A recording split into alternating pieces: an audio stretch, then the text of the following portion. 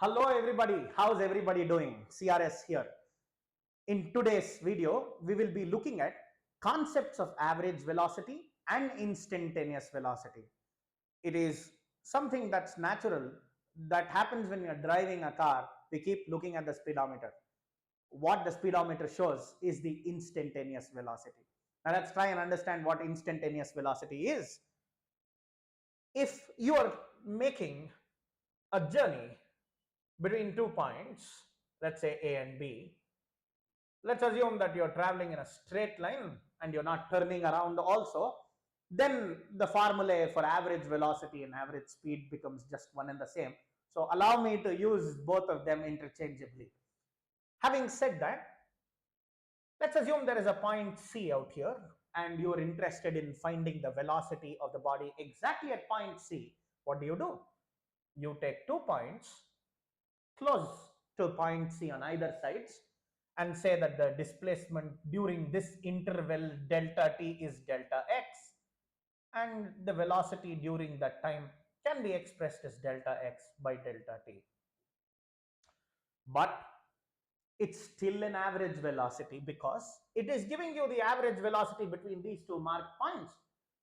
How do you make it instantaneous velocity? You will have to observe the body going through point C and then make that delta t tend to 0. Means you're taking such a small interval in which the ratio of displacement during that time interval to that time interval itself gives you precisely the velocity at point C. That's the principle behind calculating instantaneous velocity. I'll just write IN, that's instantaneous velocity. So instantaneous velocity, my dear friends, can be written as dx by dt. Well, this definition is what is read as rate of change of displacement, not this one. That's just total distance by, that's just distance by time, right? So if you are calling velocity as rate of change of displacement, then it is instantaneous velocity. Having told you that, let's also discuss about what is average velocity. Dear friends, we have a similar scenario. You have 2 points A and B. That's the journey between A and B. Let's assume that the total distance between A and B is S, and the time it takes to go from A to B is T. Now, the vehicle that you're using to travel from A to B might have traveled with so many speeds. Probably when there is no traffic, you're driving very fast, but when there is traffic, you probably are slowed down. And then you hit a speed breaker, you're nearly stopping. And with all of these events, you're able to reach point B. But your average velocity can be very simply calculated this way. It's defined as the total displacement. I shall write in words first. Total displacement divided by total time. Total displacement divided by total time. That's your average velocity. Well, having shared this with you, there are a certain number of shortcuts that you can use in order to crack questions in the competitive exam with absolute ease. So we will discuss about some insights. Let's begin with the insights as such. If a body moves with unequal speeds in different time intervals, let's try and understand the scenario. So this is the journey from here to here, that's A to B. Between A to B, there are different time intervals. This time interval is T1, this time interval is T2, this is T3, and so on. During which time, it travels with a velocity V1 in time T1, V2 in time T2, V3 in time T3, and so on. Let's say the distance traveled here is S1, here it's S2, here it's S3, and so on. Sorry. When that is the situation, what is S1, my friends? It's speed into time, or velocity into time. So we have S1 equal to V1 into T1, S2 would be V2 into T2, S3 would be V3 into T3, and so on. When that is the situation, the total displacement would be S1 plus S2 plus S3. So in place of S1, you can write V1 into T1, v2 into t2, v3 into t3, and so on till the last vn into tn, divided by t1 plus t2 plus t3, because you need total time. Well, this is your go-to equation whenever you have been given different journey is divided into different time instants, different time intervals, and between these in each time interval the body goes with different velocity, then this is the equation you would end up using. But what if all of these time intervals are equal? What happens then? Then t1, t2, t3 all become t. When that happens, you can pull out t as a common factor from the numerator, and addition of all of these t's become n times t. So if I were to write it, then this will become t multiplied by v1 plus v2 plus v3, so on till vn, divided by t1 plus t2 plus t3 would all become n times t. T would get cancelled, so you will have v1 plus v2 plus v3 and so on till v4 vn, maybe divided by n. So that is your equation. You can call that a shortcut. I'll show you how useful it becomes. Let's find out. A car moves for half of its initial time. So out of the total journey, for first half of the time, it travels with a speed v1, and that's said to be 80 km per hour. For the rest half of the time, it travels with a speed 40 km per hour. What is the average speed of the car? The distance also has been given to you, but the question is, should you really use that distance? Now that you have learned how to deal with average speed, it's quite easy to go to the answer. The average speed would simply be equal to v1 t1 plus v2 t2 divided by t1 plus t2. But you know what? The first half and second half of the time intervals, he says, that means the time intervals are just the same. When the time intervals are same, I have told you in the previous slide that v1 plus v2 divided by 2 is all you will end up with, because there were n intervals, here there are only 2. So it's only v1 plus v2 by 2, and that's the answer. The answer is 80 plus 40 divided by 2. The answer, my dear friends, would simply be 60 km per hour. That is your answer. That's how you get to the answer quickly. It doesn't even take 15 seconds to crack this question. Let's look at the next insight. Case 2, if an object covers unequal distances with different speeds.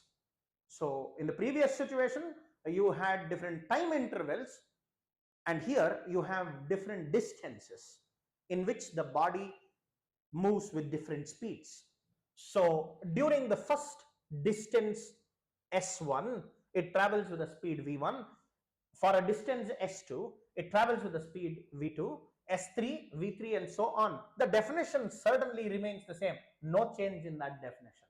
But the time for which it is traveling between the first case, in the first set, the first distance s1, the time it takes, let's say, is t1. So speed is distance by time. Time is distance divided by speed. Distance is s1, speed is v1.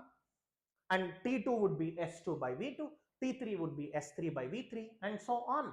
When that is the situation, you can write down the average speed as total distance, which is s1 plus s2 plus s3 and so on till sn, divided by total time, s1 by v1 plus s2 by v2 plus s3 by v3 and so on till sn by vn. Now comes the scenario where all the distances are the same. When all the distances are the same, then, dear friends, this will become n times s. You can pull out s as a common factor from the denominator.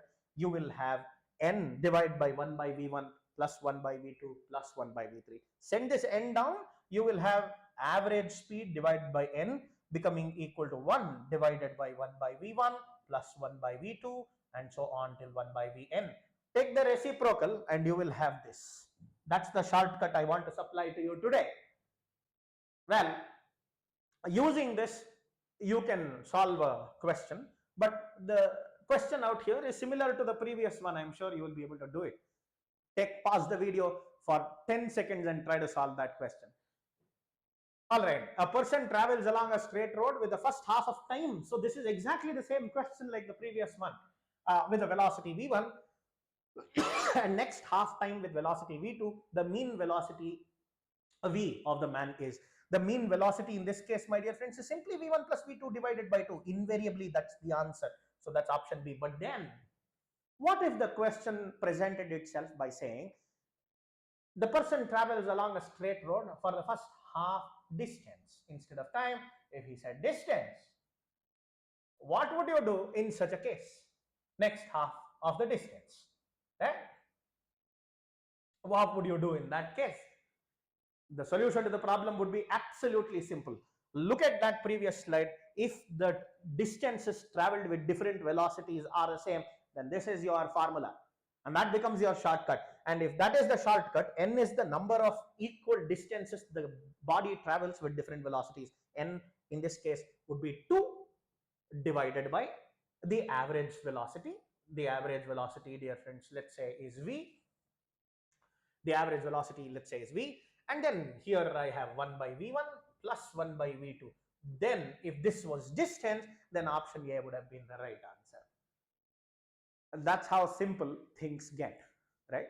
Once you understand the concept, and if you can solve these questions time and again, these formulae will remain in your head. You don't have to by heart them. And then comes our question which sums up all of these.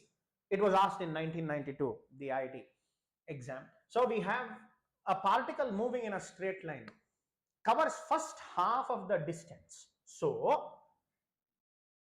I have the starting point for first half of the distance. Let me call that distance S1,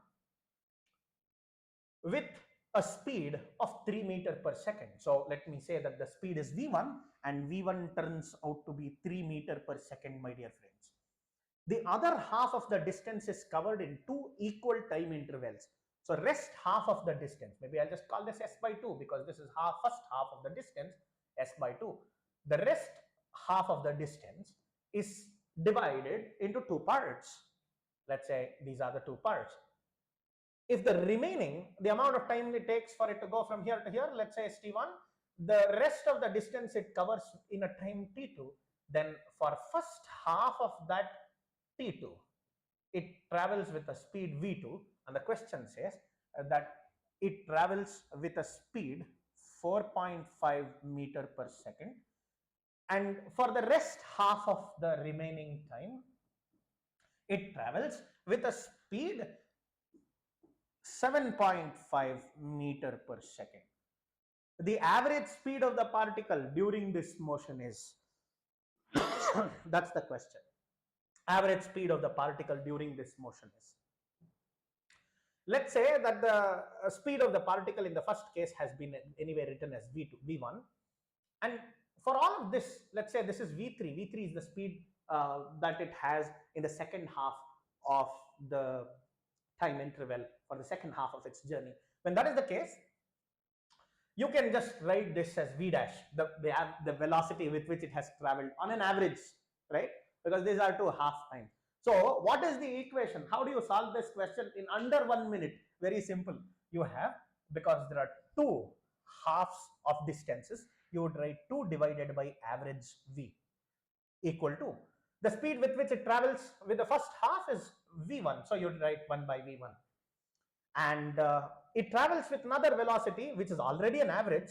I shall just write it as 1 by v dash. Now the question is, what is v dash? V dash, my dear friends, would simply be equal to, because it's divided into 2 equal halves, 2 equal time halves, so you can simply write it as v2 plus v3 divided by 2. Just substitute that there. When you substitute that there, you have 2 divided by v equal to 1 by v1 plus, in place of v dash, you substitute v2 plus v3 by 2, that 2 would go to the numerator. Because it is in the denominator of the denominator, v2 plus v3 is all you will have.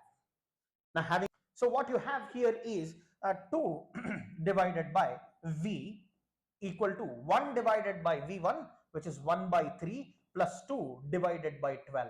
1s are 6, so all you have is 1 by 3 plus 1 by 6, my friends, which can be written as this is into 2 into 2, that makes the denominator the same.